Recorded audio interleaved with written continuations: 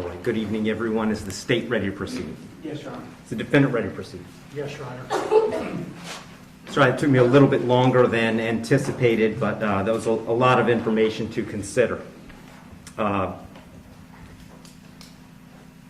me just start by saying that as multiple people have observed, that this is a particularly difficult case because there's really nothing that the court can do that's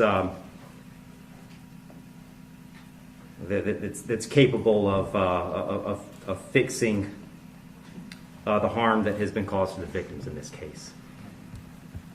So that being said, I've got to start with the law. I'm bound by the law, and the law gives me a guideline for how to analyze an appropriate sentence in this case. So I want to start with the Camacho case. It's really the first thing I need to address is whether or not the court's going to depart from the minimum in this case, which is 222 months or approximately 18 and a half years in the Florida State Prison as a minimum. The Camacho case, as Mr. Fitzgibbons pointed out and argued, lays out really a three-factor test.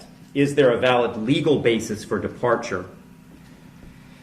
Is there competent substantial evidence that the facts support an application? Or so do the facts apply to the departure basis that is being asserted?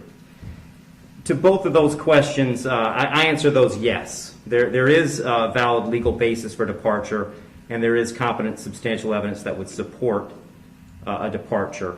And really, I'd find that as to all of the departure bases argued, with the exception of the disparity argument. I'll just comment on that one for a moment. The defendant has argued that an available basis for departure is the disparity between the guidelines and the sentence that Mr. Barano got. I don't agree with that. I agree that disparity could potentially be an available legal basis for departure.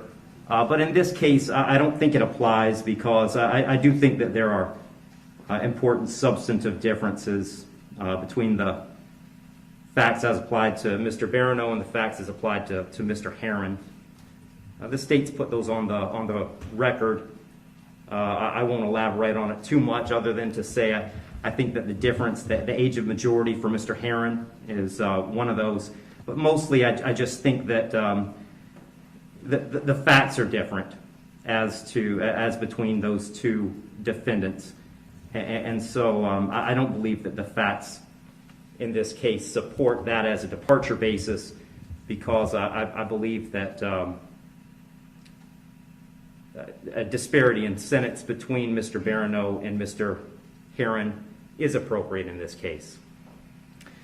That brings me to the third question of should essentially the third factor under the Camacho case is should the trial court depart?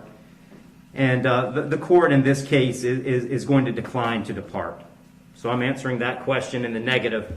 The trial court in this case is not going to depart. And I don't reach that decision lightly. When evaluating an appropriate sentence, I will start with Florida Statute 921.002.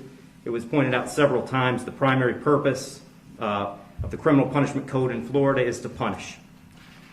And I've got to take into account the severity of the primary offense and the circumstances surrounding the primary offense. When I take into account circumstances and severity, a lot of what I'm taking into account really when I sentence is intent and harm. And in this case, there wasn't any evidence, and nor does the court believe that there was any specific intent to do harm, in this case to the victims. But there was intent to drive at an egregious speed, 102 miles an hour, regardless of the consequences and regardless of of who that ended up harming. And then the second part of that, the second component, is the harm caused. And in this case, it's just impossible to have greater harm than the harm that occurred in this case, which was the loss of a mother, loss of a baby, and really the loss of a family as it existed when this occurred. I did consider, I also want to make a record, I did consider sentencing Mr. Heyrin as a youthful offender, but for the same reasons that I'm discussing, I didn't think sentencing him as a youthful offender was appropriate. I agree that youthful offender was something that the court could have done. I did consider it. I carefully considered it. But the court just found that due to the serious nature of these offenses, the extreme nature of the conduct, and again, the level of harm, that a youthful offender sentence was not appropriate. So given that the court is not departing, the guidelines call for a sentence of 18, essentially 18 and a half years at a minimum, and 30 years as a maximum. And the court doesn't find that either the minimum or the maximum is appropriate in this case. I've said it several times, the serious nature of the offense, egregious nature of the conduct, and mostly the harm that's been caused prevent me from putting this as a bottom of the guidelines minimum case. But the departure bases argued by the defendant did provide some reason not to put it at the top of the maximum. And specifically, the court did take into account that the defendant's 18, certainly responsible for his actions, and he's being held accountable for his actions.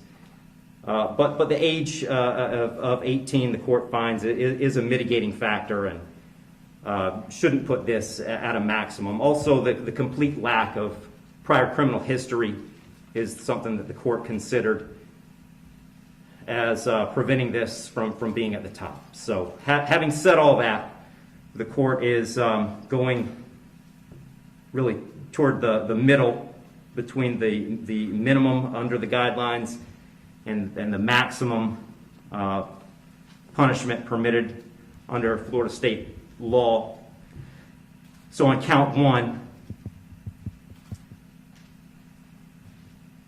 vehicular homicide, the court's going to adjudicate the defendant guilty, sentence him to 9 years in the Florida State Prison.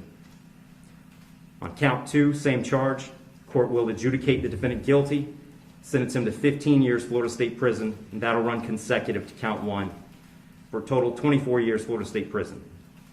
Count three is a misdemeanor, unlawful racing on a highway, so the court will adjudicate the defendant guilty, sentence him to time served. Give credit for time served, I believe, 2 days. Court will impose mandatory court costs. Mr. Heyrin, you have given up the right to appeal the determination of your guilt or innocence. You do have 30 days to appeal the sentence of the court. And I'll direct the bailiffs to take Mr. Heyrin into custody.